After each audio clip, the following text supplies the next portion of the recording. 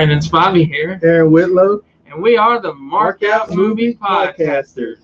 And in today's episode, we are reviewing Spartacus. No, it's right. We're reviewing Summer of '84, a movie. Do you know what year it came out, Brandon? 2018. 2018? Yep. But takes place in 84. 1984. Takes place in the year 84. Not to be confused with other 84s like 1784. Or 16. Or 1684. 15, 14, 13. Yeah. There's other 84s. I guess that's what you're saying. That's what I'm saying, 1984. All right. But let's see. I'm trying to get it pulled up.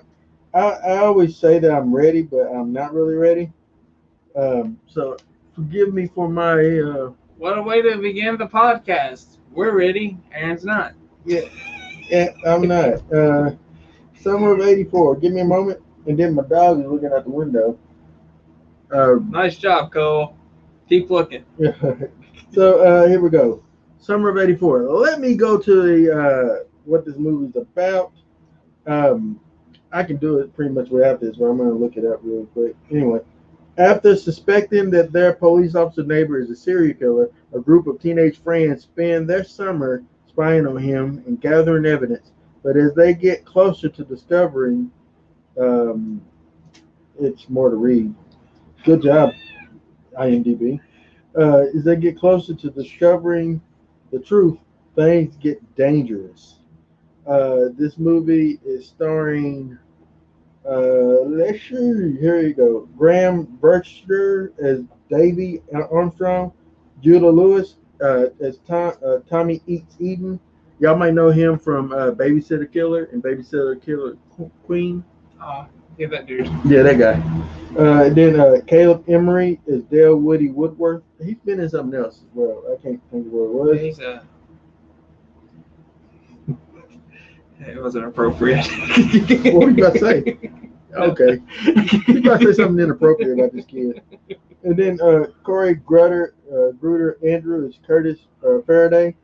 And then Tiara Scobie as Nikki Kazowitz. And real quick, I mentioned two more mentions. Rich Sommer as Wayne McMackey.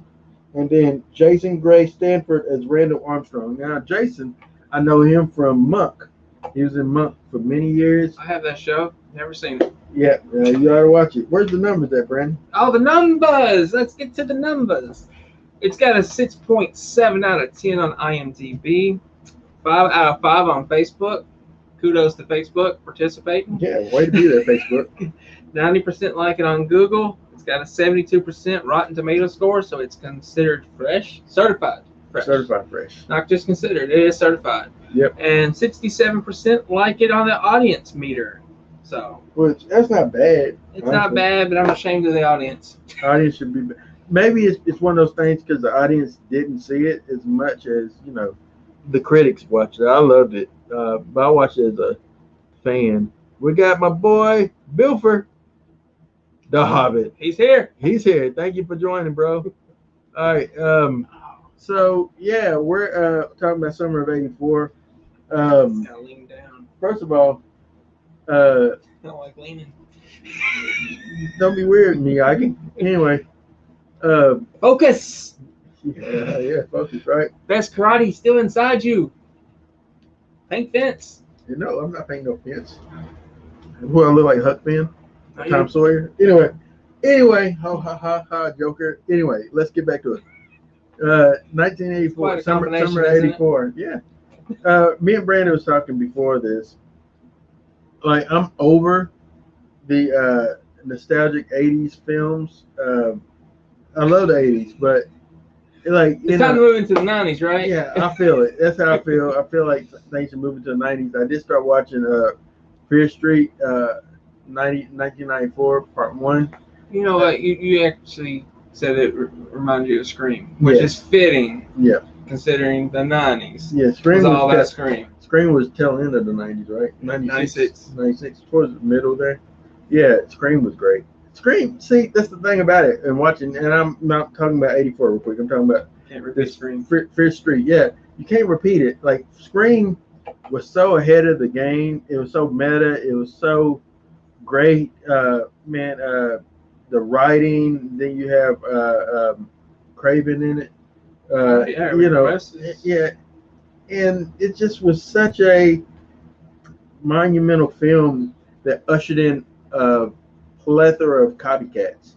You know, from Urban Legend to I Know What You Did Last Summer to uh, what's that one that was very much not just a scary movie, but you know, Like those. yeah, it's very but like Valentine? Yeah, Valentine, yeah, with David Boreanaz.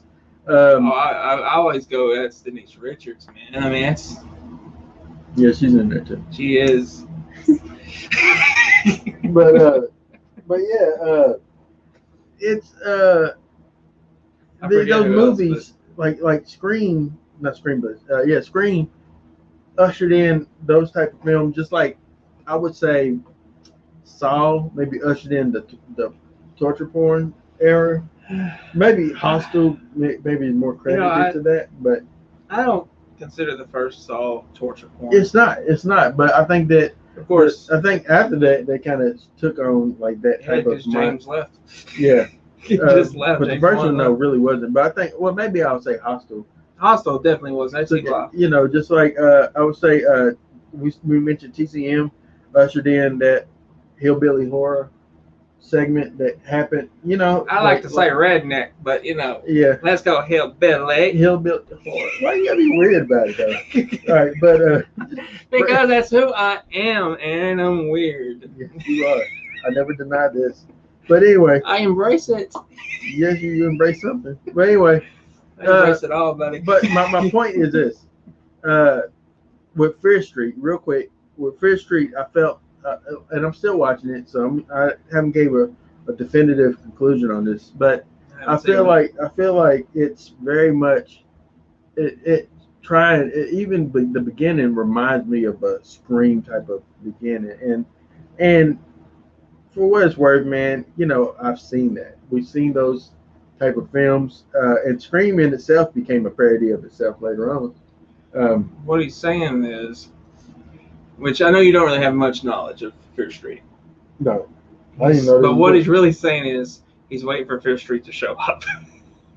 yeah, that's true. But nevertheless, and also and I was mentioning the '80s saturated '80s shows and movies like Stranger Things. You have AAH, American Horror Story. I think is '88. What was '80? I have no idea. What year? It had like a year tagged onto the. Yeah, I really wouldn't know. American Horror Story. I haven't seen any of those. So 80. Hey, if anybody watching knows this before I look it up, please let me know. But yeah, even that was very saturated. Let's see, American Horror Story. It is 1984. Why everything in '84? Like Stranger Things literally took place in '84 as well. The first season, I think. You had. In 1984 was the birth of Freddy. 1984 was the death of Jason.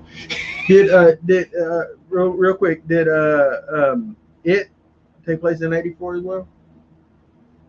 The books takes place in no. I mean the movie, man. The movie. I don't remember the year. I just remember the '80s. It was in the '80s, but I know M Street Dream Child was Dream Masters was playing on the marquee at the movie theater. That would be '84.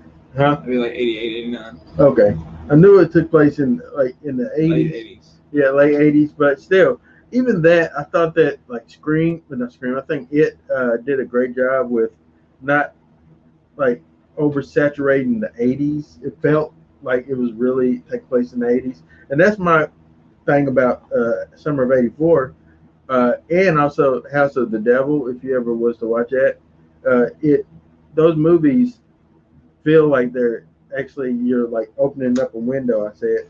And seeing into the '80s right then, and you're in the summer with these kids, you know, and I love that aspect of it. Whereas like with Stranger Things and a lot of other stuff, I feel like they oversaturate the '80s, so you're not really getting a full picture of what it was like. But then again, what do I know? I was a child. Yeah, I can't honestly tell you if they do it right or wrong because I was literally born in 1983, so by the end of the 80s, I could tell you, but I bet during you the couldn't 80s, really tell me that by the end of the 80s. You was probably what? I could tell you Ninja Turtles was in. Yeah, yeah. I mean, I was born in 1980, so I remember most of the 80s. Yeah, you know, but I remember the Turtles, Wonder Years, Punky Brewster. I remember Punky Brewster. I had a crush on Sully Moon Fry. But yeah, I still do. Let's be honest. You never get over your Punky Brewster phase, right? It's coming back. Right? With her. Yeah. I think it's going to be more adult themed. Okay. Is that a selling point? I guess. I don't know. Yeah, it could be like iCarly. I don't know nothing about no iCarly, man. Well, I'm just saying. Who the hell is iCarly? It was a Disney show. I know. It got rebooted, but it's more adult. I know. Why did it get rebooted? Wasn't it just like 2 or 3 years ago? Like, why are you rebooting iCarly? For sure, that wasn't 2 or 3 years ago, but I don't know. I never seen it. I just know it got adult. It's a more of adult theme. She's cussing and well, because Disney's the devil. Let's be honest. But anyway, but it's not Disney that's doing it. It's Nickelodeon. I think it's Hulu. Oh well, there you go. There's your answer. It is Disney, Hulu. isn't it? Get your streaming service to work. Stop crapping out on me. It crapped out. I'm here trying to watch ER and it's messing up. You're messing up my buzz, man. My ER buzz. But anyway, that's why you should buy your shows and watch them on your Blu-ray player, so you don't have to worry about streaming. Hey, well, tell me that later on when you get home and go log into your internet. Oh wait, I'm just playing. But anyway, Summer '84. Brandon, what's your thoughts on Summer '84? What's your thoughts on the kids? The kids are really well done. They feel like real kids. They feel like they're real friends. They feel like they are looking for a real adventure. You know, I felt that they were part of the 80s. I felt they were true friendships. And I like Davey, like he's like this big conspiracy theorist. And I love that aspect. I didn't talk about that in the first review, how big of a conspiracy theorist he really was. I try not to kick the table, but sometimes my foot just bounces up and down. Don't worry, go for it. Then you got to comment on it. Go ahead, continue. But you mentioned it, so I got to comment on it. You mentioned it in front of the camera, so I really have to comment on it. I can't just ignore you kick the table. I mean, you know what I'm saying? Brandon, calm down. People's going to turn out because they're like, they ain't talking about no 84. But go ahead, tell me about Davey. Davey's a really good character. He's a conspiracy theory kind of character. He's always whatever. He's always coming up with these suspicions and these theories, and so this new one is that he's got a serial killer loose in his town, his neighbor, and it's just. What it reminds me of more than anything is Disturbia with Shia LaBeouf and David Morse. Yeah, I got those vibes too. I mean, and like that's an excellent movie in its own right. But what I love about this one is it does take place in the 80s. You do feel like you're in the 80s. There's no internet. There's no cell phones. If you get caught with a killer, you got no way out. Really. You know, and I was thinking, this is all spoilers. We're not gonna. There's no need to. All right, so it reminds. You know, I also got vibes of The Burbs watching this. Yeah, that one too. Which is one of my all-time favorite films. And yeah, I got a lot of Disturbia, Disturbia is like an updated Rear Window. It's like an update telling of this. This can be kind of like this. Remind me also of Fright Night, in the sense of. Is my neighbor a killer? You know, like at first, at first the kid in Fright Night didn't think that he was Brewster. He didn't think that he was a vampire. At first, he just thought he was a serial killer or something. And then, like, it got, oh no, he's a vampire. You know, and it really just came to that, like, oh, what if my neighbor is a vampire? Nobody believes me. And that's what I loved about Fright Night. And then this movie, Summer '84. A lot of those same vibes, whereas, wait, what if my neighbor is actually a serial killer? You know? Yeah. And I love that. I love that aspect of it. Yeah, it's a good aspect. It's a fun concept to tell. Oh, your neighbor. This movie goes to a dark place. Yes, the movie does go to a dark place, and course it does. Your neighbor's a serial killer. What kind of place are you expecting it to go? Oh, dude. Yeah, the kid that played Davey. Yeah. He's in also in the show Fargo, which I haven't started yet. I can't wait to see him in there. He's in Stargirl. Is he? Yeah, I guess he's credited in being Stargirl.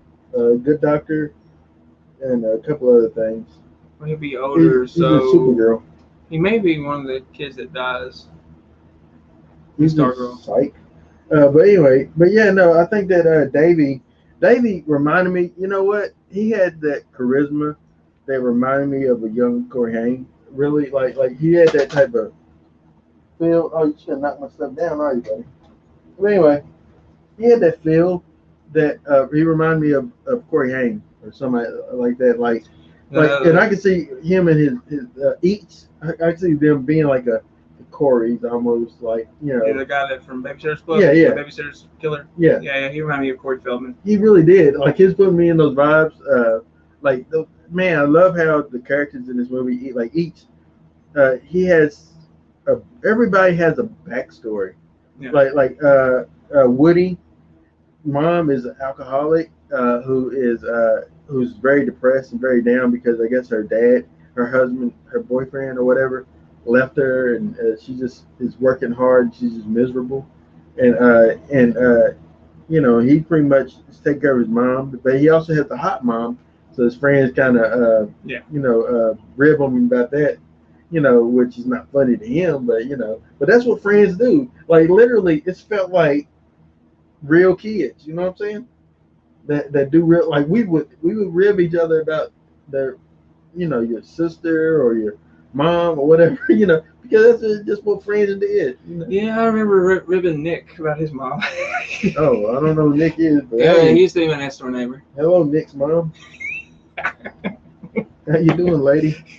Everyone talked about her though. Was she a cutie? She looking? Yeah, she was. She was.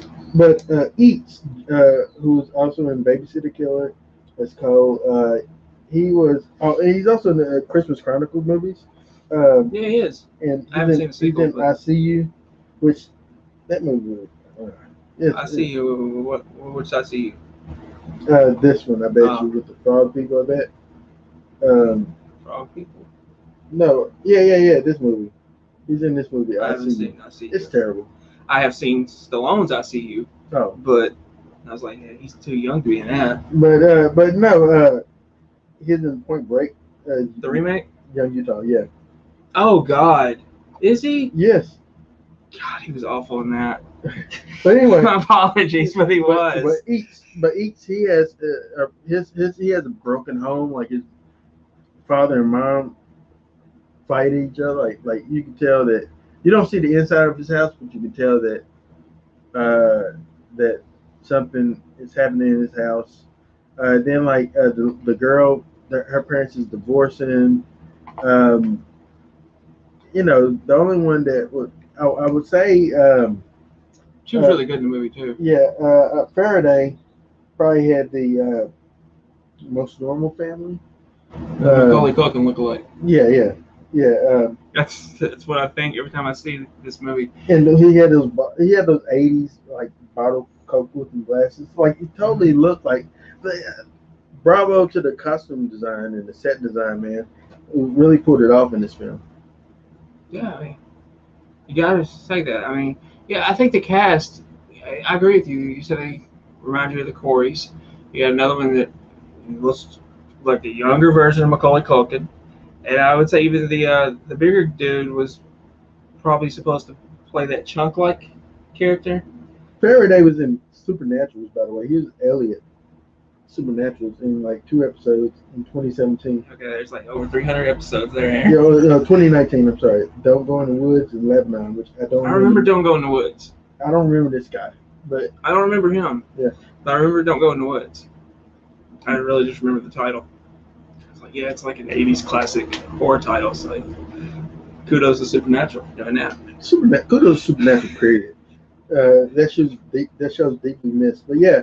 It's coming back. Yeah, but in some way. But the characters, man, were all living. You know what I mean? They were all fleshed out. Yeah, they're all fleshed out. Yeah, absolutely. Mm-hmm.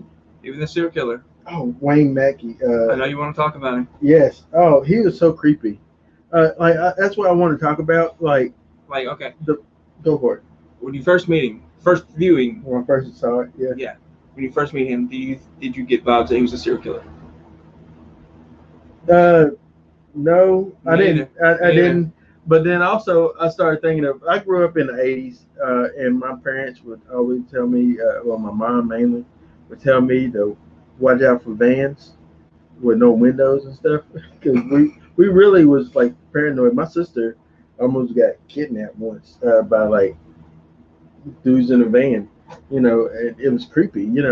I wasn't there. I don't remember it, but she and my cousin remember it.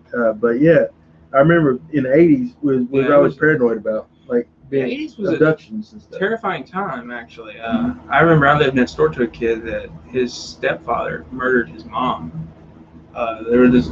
I ain't playing, but she eventually died. He shot her and left her in a ditch. And we didn't know what was really going on. They did an episode of it on Rescue 911, and I remember his name was Brian, and I remember him just moving away, didn't say goodbye or nothing. It's like, where'd Brian go? And then that's when my parents told me that his mom died from a gunshot wound from his stepfather. The '80s was a crazy time. I think everywhere, like this stuff was really happening. Abductions, stepfathers killing the wife. I mean, it was a crazy time, which I haven't really spoken about that in like 20 years. Yeah, we thanks to the podcast, I guess. We're talking about it now. Yeah, but yeah, no, it was like I remember as a kid there was a tall tale of, there's a guy named Norman who stabbed his brother over a bag of Lay's potato chips, and like literally we used to say, hey, don't go in that house. That's where Norman lives, and Norman killed his brother. You see what Halloween has done? Yeah, yeah. I mean, that's part of the '80s, man. That's why I can like resonate with like the Burbs and films like this, and even Disturbia in that matter, because we all had that haunted house in our neighborhood somewhere, or a haunted abandoned something. Yeah, in Russellville, it's not really, but it's the Sexton house where the girl got struck by lightning. Yeah, I'm aware of that story. Yeah, it's crazy. I go by it every single time I come to Bowling Green. Yeah, I remember they said that you can look and see her standing out the window. They boarded up the window at one point, right? Yeah, it was boarded. Yeah. But yeah, I remember that. And then there's my grandmother and my aunt used to tell me a story about a house here in town over there by Parker Bennett that nobody ever stays in the house. People move in there, but they frequently move out because too much supernatural stuff happens in the house, like the murder. But yeah, I mean, there's always that one house or that one little location. Like there's an old abandoned. There's a swimming pool in my neighborhood growing up, but they closed it down because it started to crack and break the pool, and so they had to seal it with like sand or whatever, so it became a sand park. But they closed the pool house, and it was abandoned, and we used to sneak in there as kids, which was creepy. But we used to do that, and then the L&M train depot. As a kid, that was abandoned, so we used to go in there and sneak in there, and there'd be like homeless people in there, which is not safe. Don't do that. If you were a kid now, don't sneak in abandoned buildings, man. You might die. But yeah, we were like these kids. Go ahead, kids, just sneak in. Well, we were essentially, I'm saying, we were like these kids. Like it wasn't '84 for me. It was more like '93, 92, 92, 93 for me when I was 12 or 13. We would, as kids, man, we would ride our bikes, even in the '80s, like in the '89, '88. We would ride our bikes, 8 or 9-year-old kids, 10-year-old. We would ride our bikes through like neighborhoods and stuff. And you ever think your neighbor was a killer? Well, we hit one neighbor that was mentally, not stable. Whenever he was outside, they said everybody get in the house. I knew a friend that was really mentally unstable. Go ahead and do the story, Brandon. You started. Back in the early 20s, he used to want me to drive him to Nashville, and he wanted to kidnap homeless people and kill them. Alrighty. I'm not joking. I'm not. Because at that point in time, I was really trying, like to make films and whatnot. And And you thought he would be a perfect I suspect? thought he would be What the is wrong with you, perfect Brandon? You guy hang out to with play serial a killers. killer. Because he really is one, dude. And my friend Andy, we were scouting one day, and my friend Andy got stuck with him. I kind of ran off because I was gonna play a prank on him, and he told Andy, say, if he doesn't come back, I'm eating you tonight. And Andy started laughing. Says, and his name was Billy. And Billy said, I'm not joking. You will be dinner. And that's Oh my goodness. And Andy started yelling for me. He started calling me. It's like it was hilarious. It was so sad for him though.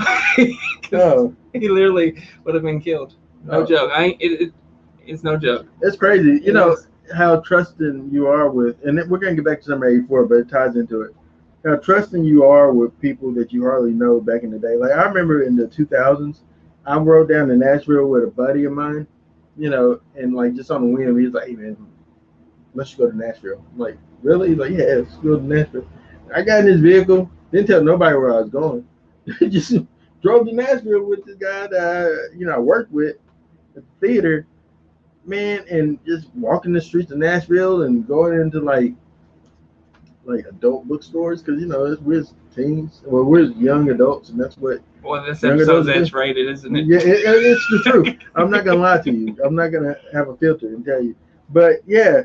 But my point is, in summer '84, it begins on that same note. You have Davey, who is riding his bicycle, is delivering the newspaper. Newspaper, yeah. And he comes across Mackie, and he has to say, "Hey man, you owe us you owe me money." Yeah, he said, "Yeah, come get it," and he brings him into the house, which you don't think much about it. You're like, "Oh yeah, it's fine. Go into the house to get paid." He probably does it with everybody. And he sees pictures on the wall. He's like, "Oh man, you got a big family." And then he's like, "Well, yeah, will you help me move this thing down into the basement?" He's like, "Yeah." And I was thinking about it. The way that he does it is like they carry him the chest and bring it down there, but he has him going down first. And I'm thinking, oh, it's just bad, Like in the second time watching it, I was thinking this is a terrible idea. But yeah, man, it's how easy it is to be like, hey, that's how Ted Bundy operated and people like that, because it was easy for them to be like, hey, I lost my dog. Would you help me find my dog? Or I'm dropping these groceries. I got a cast on my arm. Will you help me put these groceries in my car? And people would help him. And he looked like a normal guy, and then he bunk him on the head, and yeah, it's Ted Bundy them. So that's what. But yeah, I remember watching this the first viewing, and I had no idea what this movie was even about. I just had heard people say it's a good movie. It's a great movie, actually. You would really enjoy it. And so I was watching. I remember that scene going down the stairs and seeing all this. Like, okay, they're really setting this guy up to be the killer. Yeah, no way he's actually going to be the killer. You thought it was a red herring, right? Yeah, and no, this is a realistic tale of a serial killer living next door to you, and it blows me away because how realistic it is, how true this could actually happen, how real this is, and how it could actually happen and has happened to people that have lived next door. Like, honestly, what it really reminded me of was the BTK killer. Yeah, he's a father. You think about John Wayne Gacy. He used to was a clown, right? He dressed as a clown for for kid shows and stuff like that, and neighborhood events and stuff. And he was very friendly. He had tricks, and that's what he'd do. He'll trick people. Like hey, I can get in and out of these once we get out of these handcuffs, and then he'll replace the faux handcuffs with real handcuffs, and then kidnap young men. His victims mainly men, if not all men. He was also he would sexually abuse. He did, man. It's terrible.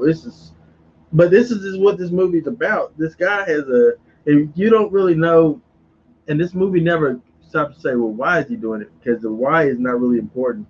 No, it's that he's doing it, and we got little glimpses of maybe why, maybe his upbringing. It seems like he has such a distaste for kids. You remember the scene where he's giving them all popsicles, Yeah. and you're just kind of looking at them like, I hate you. Mm-hmm. You know. Yeah, he looked very angry after he gave him the popsicles. It was, but I love that scene because, the ice pops. It brought back memories of the summer days eating ice pops at my aunt's, and with my cousins Jeremy, Candy, and Tasha. So, but then you see his face, and he's like, I'm glad. But kids wouldn't see that. No, Kids wouldn't see that. They wouldn't pay attention. Man, if somebody came up to you, honestly, be real, viewers. If somebody came up to you and you was a child, I know, we ain't gonna miss it. Somebody came up to you and you're a child, and they offer you an ice pop or an icicle or a popsicle or something like that. Good chances you will have took it. Like I know, growing up, they had a big PSA that says don't take candy from strangers and don't talk to strangers because you got to think about it, in the 80s, there's a lot of stuff in Atlanta. There was the Atlanta child murders happening where this man was Wayne Williams, who I believe did it. He still declares his innocence, but Wayne Williams, it could have been some more people as well, but Wayne Williams was kidnapping young kids, murdering them, and dumping their bodies. And it seemed like a normal guy, but he knew the routes, the police routes, because he was a photographer for like the news. And so it's just, and this guy in this movie, he's a police officer, so he knows everything, and he knows how to throw the suspicion off of him. And he does something very, very smart, very, very creepy in this movie. We're gonna get to it later, but yeah, I think that Mackie was just very. I just thought about something. Was very much what you would think a real serial killer is, like someone that you wouldn't think is a serial killer. Yeah. You know what I'm saying? Yeah, I feel that completely because to the adults, he's very likable. Yeah. He's a very likable guy. I would say he's somewhat charming. To the kids, he's creepy. Well, to people that are watching, to Davey, he's really creepy. Yeah. And Davey's actually smart. And that's the thing about the kids. Kids see things that adults don't. They always have. Mm-hmm. When we were kids, we saw things adults didn't. Yeah. So I don't know. Adults are just easier to be blindsided. But especially in this time, even though stuff was happening, even in real life, people were still more trustworthy. You know what I mean? Mm-hmm. Like you trusted people more than you do today. Yeah, absolutely. Like in the 80s, like when they say, "Oh, we could leave our door unlocked," like it was that way. You know, we didn't really lock our door until like somebody came in my mom's house one day and stole like her purse.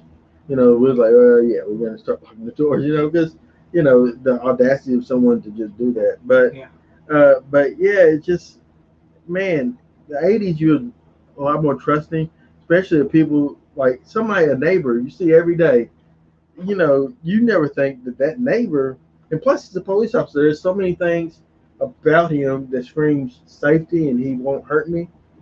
But those are all just facades. Those are all masks that he's wearing. His real identity is a serial killer, and it's just such a great film.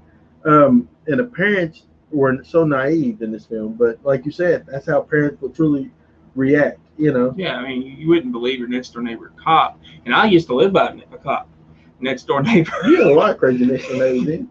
Yeah, he had a bit of a drinking problem. But I remember thinking because I remember he would come over to the house. Him and my dad were friends, and I was like, he always creeped me out though. Cops creeped me out as a kid. Think about how it is for black folks. I knew he was gonna go there. But facts. I can't say anything. No, there's a scene in this movie where all right, the gang is essentially trailing Mackie, but they lose him, and so they try to find him. But as they driving, a cop car gets behind them, and you think that it's Mackie. And they are just so scared and couldn't find out it's a different cop, but still he thinks like Woody thinks he is going to jail. And then like the guy's like, well, I'm not gonna lock you up because I couldn't dare be able to look at your mom, you know, in the face after I done that. So go home and y'all kids be safe, man. There's people really out snatching kids, killing them, you know. And that's what I want to ask you about, Brandon. Do you feel like to the kids at first, um, do you feel like to the kids at first that this was more of a summer game to them? Yeah, except for Davy. I think the other three, it was Just an activity? It was an activity they did in summer. And I remember doing this as a kid. Going on adventures and yeah, stuff. you would create your own little storylines where you would watch a neighbor or whatever. I've literally done it with friends that you thought was shady or up to something, and of course you don't find anything.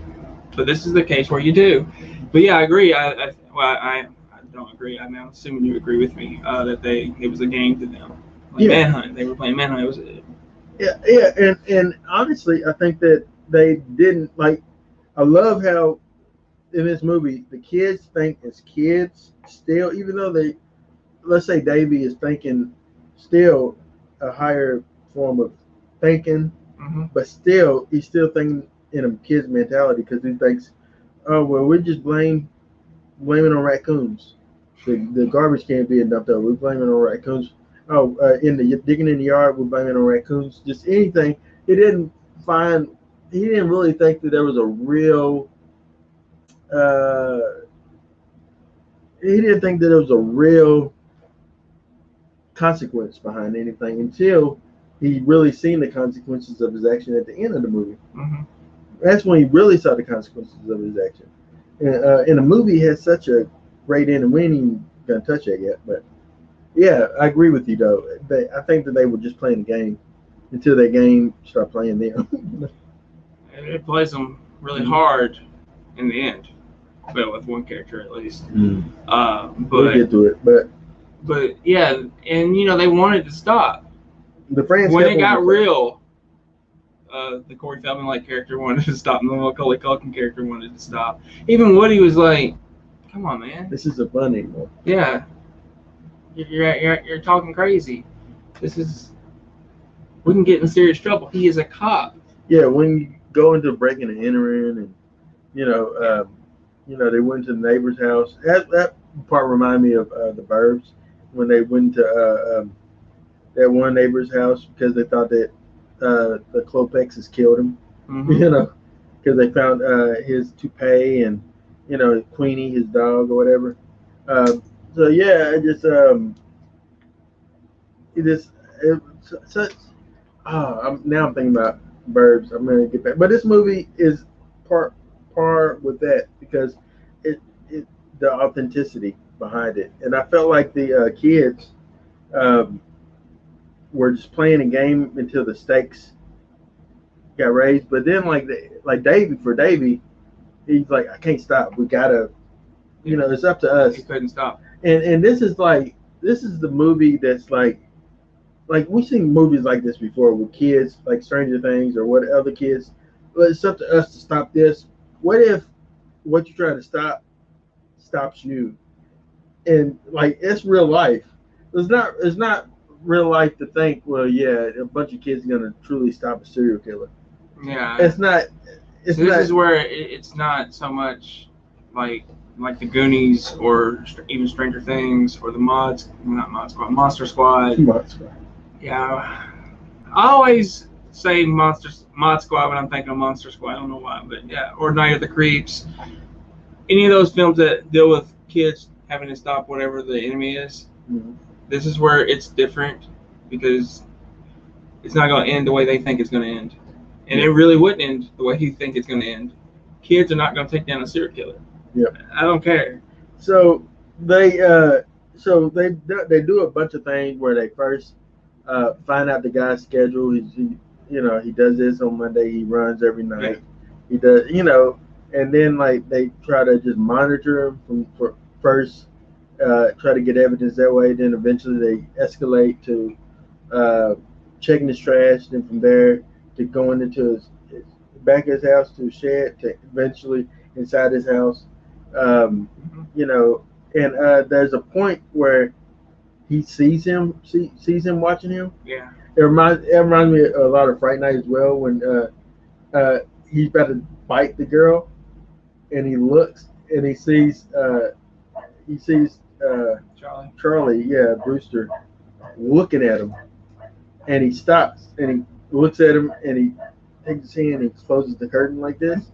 That's what it reminds me of, like he's like looking with his binoculars and he's just having to look, and he got his own binoculars looking at him the whole time.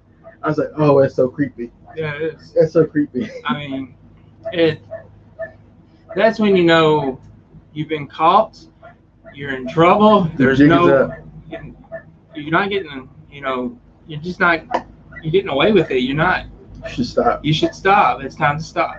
And of course, he can't stop. Davey just they can't should have stopped, but yeah, that's an argument too. Because all right, well, they eventually decide to go into the house. Yeah. And they have Faraday, who's supposed to keep eyes on Mackie at the fair, because eventually they caught the killer, so to speak. But the killer that they caught is essentially somebody that Mackie set up to be the killer. You know, and like probably planted evidence or whatever. And he single-handedly caught him, which is suspect too. You know, the guy that's the guy that is the suspect frames another guy. You know, that wouldn't fly, I don't think, in real life. But you know, dog is barking. Yeah, the dog is barking, and my dog isn't helping it by opening this window. But anyway, but yeah, no, it wouldn't fly. But eventually, people feel like they can breathe now, so they have this fair, this festival in this town, and while they are off in this festival, the kids, Davey, in charge, says, all right, this is what we're going to do. Faraday is going to go, and because he can't get out of going to the festival, his parents going to make him go. So while he's there, he's going to keep eyes on Mackie. Earlier, we saw Mackie get a couple of shovels and a pickaxe. Yeah. That comes into play later on because they thought, well, that's weird they got these things. He got it for that festival. And so Faraday at that point was like, man, he ain't the killer. It's dumb. I'm done, guys. I'm cutting it off the thing. I'm done. I'm over it, right? Yeah. Because he's seen him at the festival with the pickaxe and shovels, and it's for an event. And that's what all that. That's what all that flour, the compost and stuff is for. It's for that. And so he's like, man, you just wasted my summer essentially. And then you have Eat sitting on the bench. He's gonna kind of keep an eye and see if he sees his car come up. But he's already has his own home problems. And then you have Woody and Davey, and then the girl. Yeah. They decide to go into the house. And they're in the house, and they're like, they say he's not the killer, so they make a choice to continue to look, and it's a choice that's gonna bite them. They could have left, and everybody lived. I'm gonna say that because somebody dies. Everybody would have lived if they would have left the house right then. Let bygones be bygones. They pushed it too far. They pushed it too far, and it cost them everything. And so they, oh man, this movie's so smart. And so he goes into, and it's so smart, and I hate that. I'm gonna get into it. So they go into the basement, and they go into the locked room, which is a setup to look like Mackie's childhood room. Yeah. Which there's a backstory there. We don't know what the backstory is, but in that room there's another room, a bathroom, and the bathroom is. We didn't mention earlier there was a ginger kid they called that was missing. Yeah. That Davey saw at his house when they was playing manhunt. Yeah. And Mackie said it was his nephew. Yeah, nephew Jeremy or Jamie or whatever. Yeah, he calls him, but he's calling his own house. Yeah. So Mackie's smart. He's smart. He knew that later, because earlier, the kids finally decided to tell the adults what's going on, and the adults just pretty much bashed him for breaking and entering. I mean, you know, what parent is going to believe their next door neighbor's a serial killer? I mean, no matter what evidence is presented, yeah. I mean, you're going to think your kid's got a wild imagination. And looking at this movie the second time around, and in the mindset of Mackie, when the father came to the door, was like, "Hey, well, tell him why you was doing it," and then they like, "Well, we thought you was the serial killer, the Cape Town killer or whatever," Yeah. And they were like, and the look on his face is like, "Oh, wow, that's funny." But yeah, the truth of the matter is, he is the killer. Yeah. And so he later on shows up at Davy's house, which is weird. And Davy's like, "No, don't come in. I got a cordless phone. I just bring it to you." Or they said we have a cordless phone or a long I think cord. he said long cord. Yeah. Yeah. And so he came in anyway. Yeah. And which is creepy. Yeah, it is. You know, because he's like, "Man, no, don't come in." And he came on in his house. When he was scoping it out. Yeah. Because he said he hadn't been there since like he was a toddler. Mm-hmm. So if it went sideways for him, he was scoping it out, see where he could possibly hide, which would come into play. And I didn't pick that up the first two times. But and I was wondering when he got the picture of him. Is that when he got the picture, or did he have the picture back when he came in his house earlier, when he was younger? Was that an older picture of him? I honestly don't know. Because he got the picture of him and had it on his wall. I would say, though, he didn't plan to kill him until he became a suspect. Yeah. In Davy's eyes. So. And oh man, it's because the kid was literally next door. I mean, it would look bad. It would look bad. Yeah. The cops next door. I mean, you can't protect your own little suburbs there. Yeah. But there's a part, man, where the kids go into his house, and while they're in his house, they find the body of the ginger being melted down with sodium Noah, whatever that is, that component that makes up sodium nitrate or whatever that melts down bodies. I don't know. I'm not in chemistry, but I don't melt bodies, so I wouldn't know this. But Brandon, did you know? I don't remember biology at all. No, I didn't. No, we wasn't paying attention in biology. I really wasn't. I remember when we had to dissect frogs. I didn't dissect the frog. I got out of it. I dissected it, but I didn't want to. I didn't want to cut it. It creeped me out. I don't. Even though it's dead, I couldn't see myself doing it. But anyway, we never did fetal pigs. We didn't have those. But anyway, some people dissect fetal pigs, baby stillborn pigs. But anyway, But anyway. Glad they don't do it. I hope they don't do it now, but I don't know. I'm sure they're dissecting something. Maybe they should have a virtual way of dissecting something. Do it that way. We have a computer now. You can create one. Do it there. Anyway.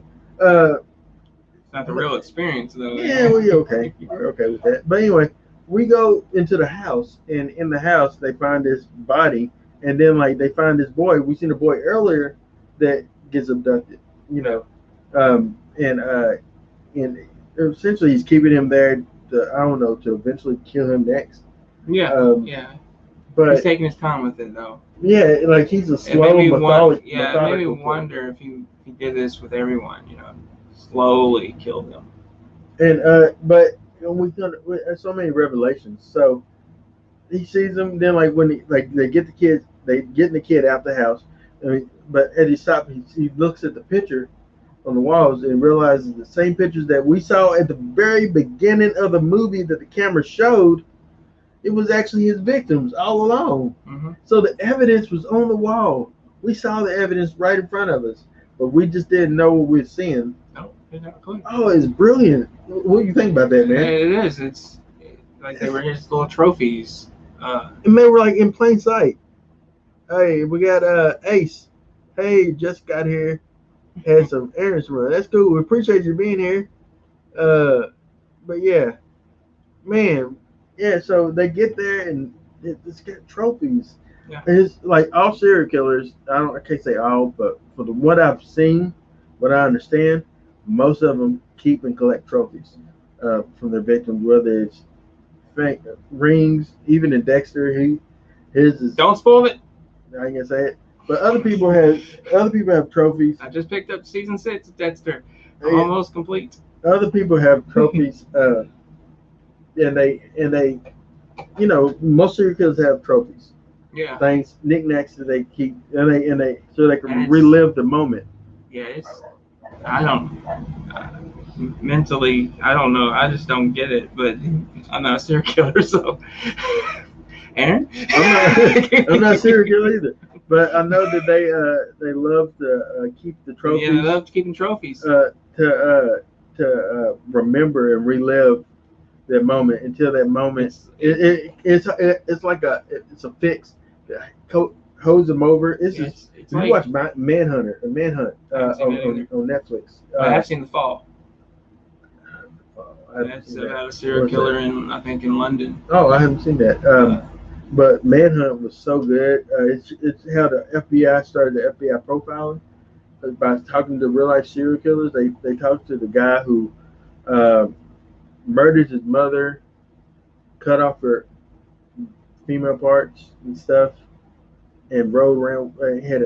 Rode with her head in his car. Real life guy. Real life guy. I'm not making this up. This guy did this.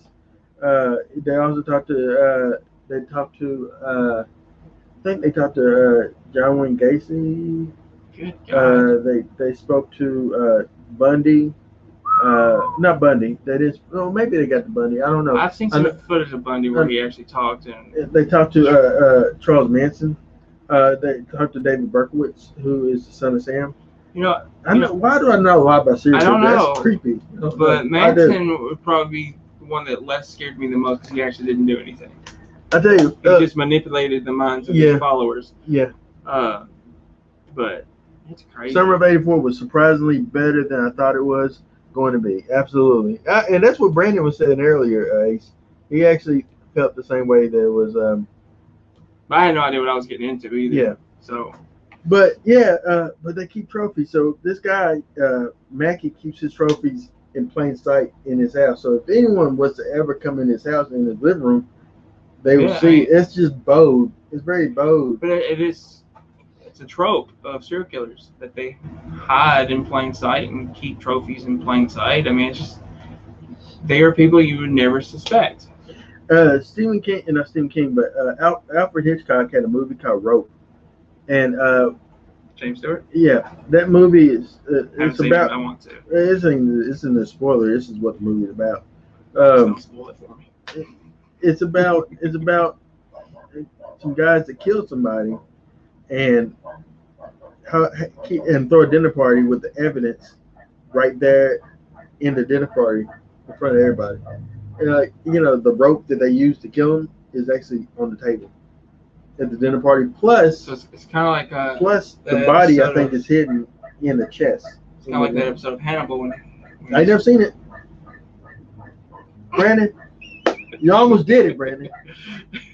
Just leave it there. Well, I haven't seen all of it, but that was season 2, I think. Just leave it there, man. Don't tell me. But you know who. I know who Hannibal is, but don't tell me.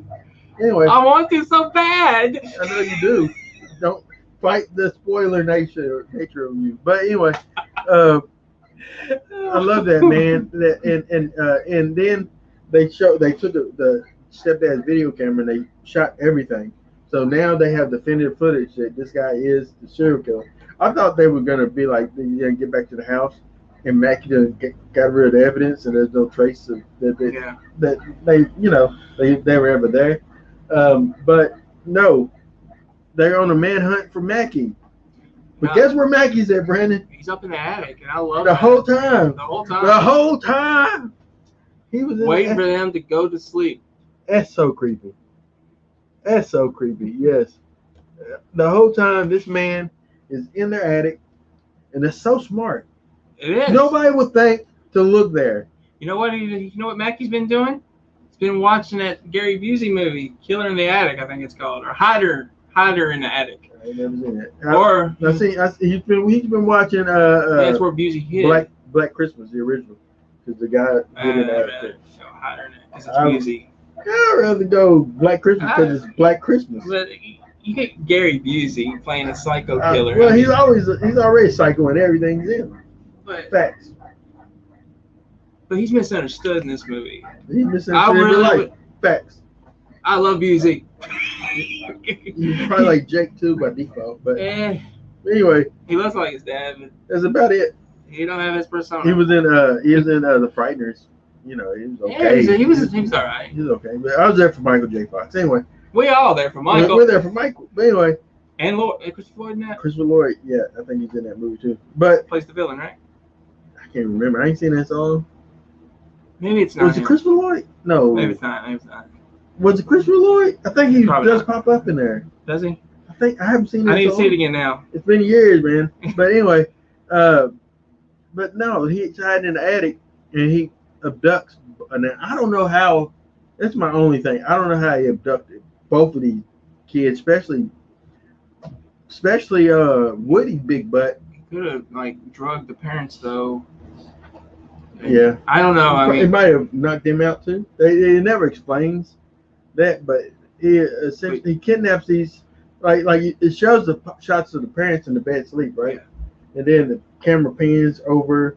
It shows the attic door coming open, Yeah. and the ladder coming down. for whatever reason, because I don't ever remember Michael coming down an attic whatsoever. Maybe he did in one of the sequels, but that shot, that attic coming down, it gives me Halloween vibes. It's very creepy. As a matter of fact, I was going to mention this earlier. There was a car in this movie that looks like the car that Michael drove in Halloween when he escaped from Smith Grove Sanitarium. The car that's in the neighbor's driveway, that he kind of looks through with the flashlight. It looks just like that car from Halloween. Maybe I'm misremembering it, but it looks like that type of model. Because I kind of marked out when I saw it. I was like, oh, it kind of looks like the car that Michael drove. You're probably right. I wasn't paying attention to the cars. Yeah. But yeah, they make some movie references. They reference Poltergeist, which came out in like 82, 83, 81. 82, I believe. Yeah, so it makes sense that they would reference that. They referenced a couple of other films. In that, you know, they didn't date themselves by referencing something in the future. They only referenced stuff that happened that they would naturally reference in that scenario. Yeah. But yeah, no. So Mackie kidnaps these two kids and takes them to Tidal Island, like an island where he dumps all his bodies essentially. Yeah. And plays with them. So he's beating up the car, and then like he opens the door and it's a trap. He's smart. He's calculated. He's done this before. Okay, before we get to it, yeah. This moment we're talking about, first time watching it, did you feel this was going to be a happy ending? At all? Yeah. I never felt it was going to be happy. No. I thought that they were gonna honestly watching this when he tapped on the window and made him run out the car, and they ran into the woods. Which now I looked at it as a trap. I'm like, that's what he wanted him to do. Yeah. Because he knows it's an island, probably like the back of his hand. Yeah. And when I made it to that part where I thought, oh, but just jump. That's what I first thought. I was like, jump, and then you'll escape him. You might survive, you might not, but jump and commit suicide or get murdered here, Aaron. I mean, I was thinking jump. Like it was water, right? I was thinking it's like a quarry that they I was thinking you're screwed. Both of you kids are dying. But then like he's like, here, I throw him off. I'll draw him over here so you can escape. But it didn't work, you know, like, because in movies they would do that, like, hey, you, I'm over here, idiot, blah, blah, blah, come get me. And the killer's dumb. This is not a dumb killer. He's like, oh, yeah, I get you, but I'm going to get him too. This is not a dumb killer, and it doesn't feel like you're watching a movie. You feel like you're watching a two kids getting murdered, man. That's what you feel like you're watching. The choices. Yeah, man. I mean, I would have jumped. I don't know, man. I would have felt it in my spirit, Ace. I would have jumped. It just makes sense for me. And they would never found your body. Yeah, but better than that's better than what happens to Woody. I mean, in this scenario, Brandon, I'm the fat kid. I would have died. Well, I know me too, because I'm fat too. So neither one of us would survive. I can't run to the car. So yeah, I mean, he would have killed. Like Maggie would have killed me. Yeah. There's nothing I can do about it. But I would have got one of those epic last liners in though. Like, what would you say? Don't pee myself. And then he stabbed you. I would be like, If it was 1984, I mean, I don't know. it's the year of the Terminator. You can't say that you would get, because honestly, in that moment, you don't know what you'll react to. You probably say scream. You know, you scream, you'll cry. You say, oh, I'm crapping myself. Okay, please, this is a terrible way to die. Please. Well, I mean, any way to die by a serial killer is not going to be pleasant, Aaron. Maybe he'll take sympathy on that. Maybe be like, oh, you stink, man. What are you doing? Yeah, I would have jumped too, honestly. See, I remember reading it and you haven't got there yet. There you go. Yeah. But why are you jumping? You're committing suicide. Oh, there's a 50-50 chance you'll die. There's a 50-50 chance he could stab the wrong place and you can live. Oh, he ain't gonna stab the wrong place. This man has killed many people. He's gonna he cut the kid. Maybe lightning will strike. He cut the kid. I don't think he cut his Achilles, but he sliced his ankle though. Yeah, he messed him up where he couldn't run, and he didn't want to kill Davey. Oh, but he does. But he does want to. I mean, so what? Let's talk about it. He's shaking me here. So Davey gets sliced, and up here. No, Davey. I actually have a scar. Davey got sliced. Davey, Brandon, pay attention. I'm paying attention. Davey got sliced on the ankle or whatever. Yeah. And then Woody runs. He tackles Woody, and there's Woody's good football tackle too. Hell of a tackle. The guy probably played football, and he tackled him, and then it's like he orgasmed in killing this guy because yeah, that's what they do. He slices him and he holds him and lets the blood drain on him. And he's like he just indulges in that moment. Like it's a sexual it's a sexual orgasm when they kill. Yeah. It's how you know. Let me tell you. Because I have seen many documentaries about serial killers. I've watched many interviews with serial killers. I've seen Ted Bundy explain how he got off when he would kill people. Yeah, that's crazy. Why am I watching this? I have no idea. But yeah, because I used to write screenplays about serial killers, perhaps. Maybe, but anyway. So go ahead. He murders Woody. Yes. And then which is sad because we want Woody to live, but Woody dies. He killed a dude that looks like Macaulay Culkin. No one really cares about him. Yeah, we would have been okay. He's the last. And this is what I was going to ask you. So, all right. So, Davey survives. He grabs Davey and says, "I want to kill you so bad right now. I really want to kill you, but I don't. But you deserve more than that. You deserve to live the rest of your days looking over your shoulder, thinking, is this the day that I'm going to come and kill you? And one day you will be right." And that's like so terrifying. Why are you still delivering the newspaper? You should leave. Your whole parents should move you. You should get into like witness protection. Go somewhere. Please. What are you even doing in that town? You should leave. You should, yeah. There's no I will not be delivering their newspaper ever again in my life. We're moving. I don't care if you all work for the news, Daddy. You are dealing with a serial killer who probably would be able to find you. Yes, but with his background, man, we're gonna make it so hard. We're gonna move to Africa. Shoot, I'm going somewhere. I'm going somewhere you ain't gonna come, and it's gonna be strange for a white man to pop up. Let's go to Detroit. They're white, Aaron. We're gonna go to Detroit. We're gonna go somewhere where there's no white people in Detroit, but not hardly. We're gonna go to the part of Detroit that ain't got many white folks. Where you see a white dude that come up like, "Hey, my name is Mackie," and you be like, "Oh yeah, he's trying to kill somebody." You almost said it like Slim Shady. But anyway, that's what I'm saying. We're gonna flee. Man. If it was a black family in this movie, we leaving. We ain't staying in suburb. We moving somewhere around our own people. Where we gonna stay with somebody auntie or something. It's happening. We ain't sticking out. We got another message. Yeah. Oh man, I'll let you read it. Here we go. Oh, he's laughing. It's true, man. Shoot, we ain't playing. We do not play with, man. Once he says, "I'm gonna come kill you one day," man, I'm getting my concealed carry. I'm carrying some stuff. I'm gonna make it pretty difficult for you to kill me. Not today, Satan. Did you say Satan? Yes. I'm just saying, it is not going to be an easy situation for you to kill me. So Mackie's got a demon in him. No, he is the demon. He's the demon. He's a demon.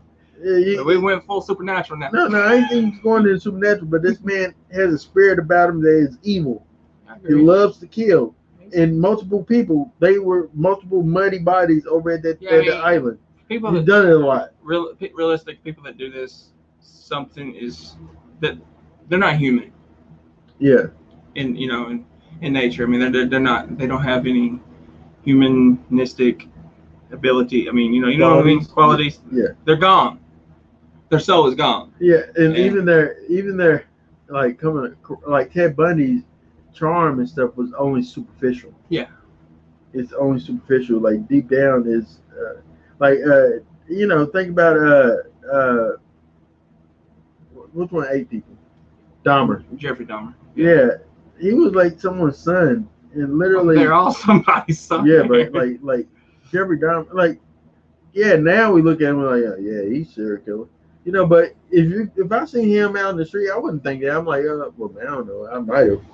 He looked weird, but I met some really weird people that I would have thought could harm anyone, realistically harm some people. Let me tell you, my uncle lived in Detroit, and he actually worked with a serial killer, and didn't know that he was a serial killer this whole time. He wanted to move to Detroit. No, I'm saying I might. He serial killed ladies, so I should be fine. But anyway, as long as you ain't dressing up like one, you should be fine. I should be fine. He actually was a serial rapist too. He would do serial stuff. Yeah. But yeah, and he says he remember being in the room with this guy and felt uneasy with this guy, just talking to him. He's like, man, this dude crazy, and he wasn't surprised when it come out that the dude was the killer.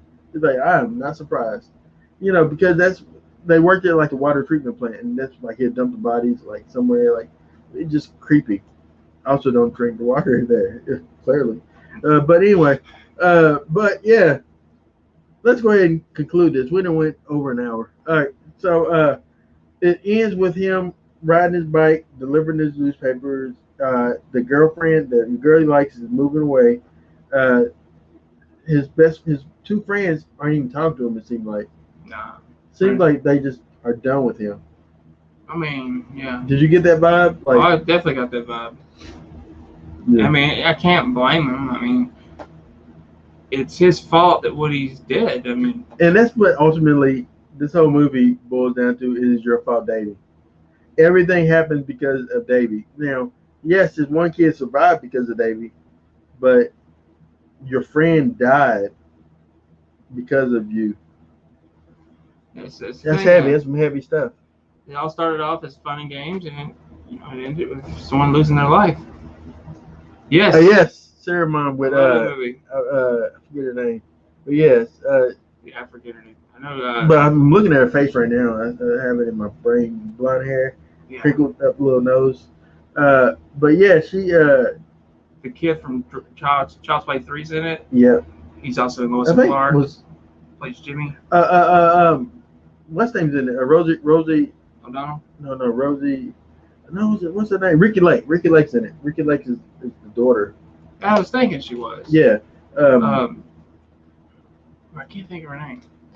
I can't. I hadn't seen it. I know her face. I'm looking at her face right now in my brain. I hadn't seen it in forever. I liked it though. Yeah. But yeah, it was fun, man. It was a fun little quirky movie. She killed a lady with a Fabergé egg. That's where I learned about Fabergé eggs in that movie. But no, 84 was let's go ahead and give our rating. We got marks. So I'm going to give this movie 5 markouts out of 5 because it's just an epic movie that I think people should see more of. Like more people should watch it. Yeah. And it's just got some great stuff, and the killer is so scary, and that's what scares me now most of all. Like I don't get scared over like Freddy or things like that. I get scared now more over like serial killer movies, like Zodiac with Jake Gyllenhaal was one of the creepiest movies I've ever seen. It just freaked me out because the idea that man can be that so depraved rather, to do that, it's just creepy because all of us can be that depraved, and push come to shove, and that's what creeped me out about that movie. And so, yeah, that's what. And then also possession movies, like haunted movies, but with more demon and demonic possession, because the devil's real. But yeah, your marks. I'm not gonna argue with that one. I give it 5 stars, 5 markouts on the markout meter. It's a powerful story. It felt real. It hits you places you don't expect it to hit. Like just with the, I mean, the end, man. I mean, it's Woody, a gut punch. It is, and it's like, oh man, couldn't you just kill David? When I first seen that it's movie, like it's all his fault. I mean, when I first seen that movie, that's how I felt. I was like, I felt so bad for Woody. Yeah, I felt so bad for Woody. Like the kid that didn't really want to be in it. He's like, I don't want to do this. You got your best friend murdered, man, and the dude got off on murdering him. Sybil Shepherd. Yeah, thank you. Yeah, I was like, man, what is her name? Yeah, Sybil Shepherd. But yeah, she had her own show. Yeah, Sybil. I guess so. No, she did. No, that's a whole movie about a person. No, it's a show, TV show, sitcom. Oh, really? I was thinking about the one where she like actress. has. She's also in Moonlight. No, that's a different lady. Anyway, that's Bruce. I haven't seen it. But anyway, yeah, that's our markouts. Next week we're gonna do Evil Dead remake, and that's the conclusion of our summer of horror. I can't. It's not technically a remake, but you know. Hey, shut up, Brandon. Anyway, so this is the movie that we're doing. I've never watched it. If Brandon shut his mouth up, I'm gonna watch that for the first time, Brandon. And I didn't spoil anything. You trying to in your heart and in your spirit.